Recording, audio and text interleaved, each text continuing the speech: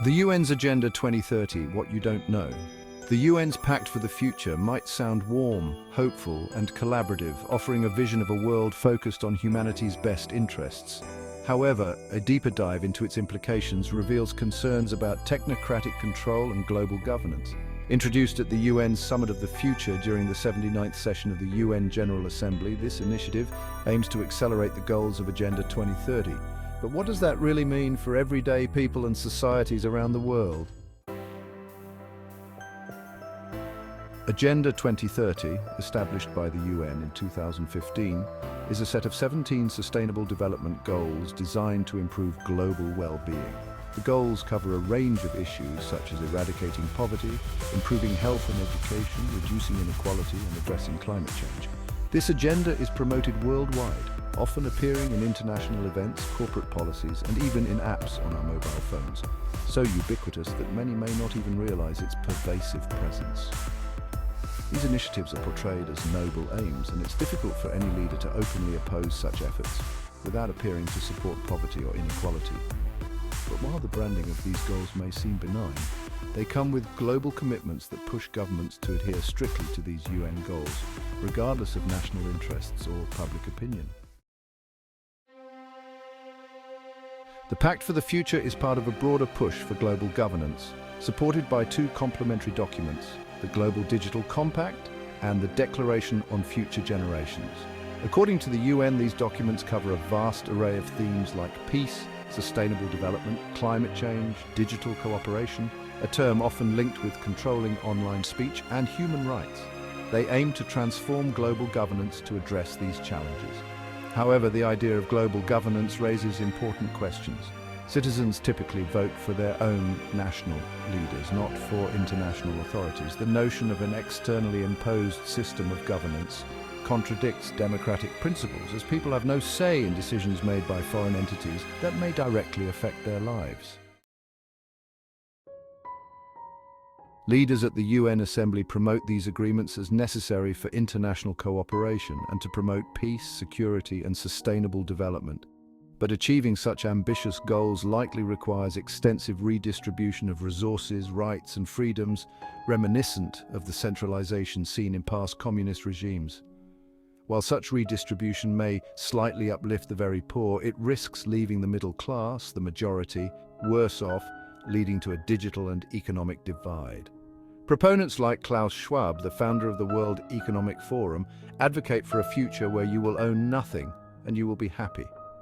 Critics argue this is not about happiness, but about obedience and control, reducing people to data points managed within a digital system that prioritizes profit over individual freedom. The control mechanism: digital technologies. The Global Digital Compact claims to seek responsible, inclusive use of digital technology. It highlights concerns about privacy, cybersecurity, and the digital divide. Yet when governments regulate the online world, it often results in restrictions on free speech. The assumption that a select group of experts can define what constitutes truth versus misinformation is problematic, as it undermines the freedom of individuals to express their opinions and access diverse information. The Declaration on Future Generations plays on emotional appeals, emphasizing the responsibility to protect the planet for future generations. This line of thinking supports urgent action against human-caused climate change, but it also assumes consensus where debates may still exist. It advocates for globally inclusive solutions that could, in practice, impose broad restrictions without public input. UN Secretary-General Antonio Guterres strongly supports these initiatives, advocating for immediate action and reforming international cooperation. He warns of global conflicts, nuclear threats, and the misuse of resources, emphasizing that collective action is necessary to safeguard the future. But some view these calls for urgency as a push to centralize power among a small group of experts and vested interests, sidelining democratic processes. Critics argue that while these experts claim to represent the global public, they're often detached from the needs and realities of ordinary citizens.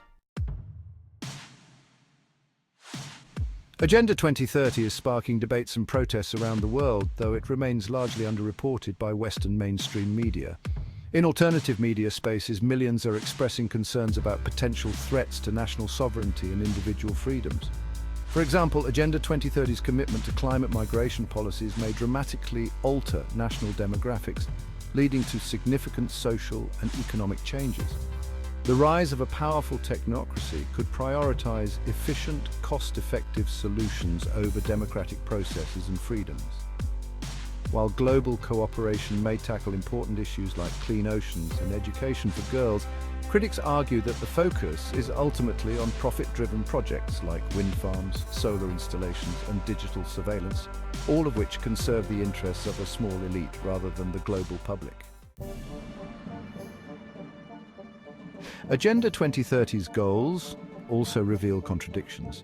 For instance, while the UN promotes gender equality, it also supports policies that some argue infringe upon women's spaces in favor of trans-inclusive measures. The inclusion of diverse agendas under one umbrella raises questions about whether the UN's priority is genuine equality or the enforcement of profitable, politically motivated policies. Staying informed and engaged is crucial. The actions of Dutch farmers and Canadian truckers show the power of collective resistance against policies perceived as overreaching.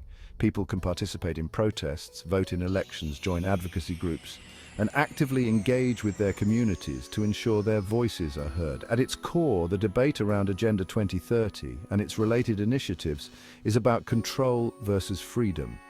As the UN pushes for a more interconnected and regulated world, citizens must remain vigilant, ensuring that global cooperation doesn't come at the expense of individual rights and national sovereignty. By participating in the democratic process and engaging with these global developments, the public can influence a future that aligns with their values and freedoms.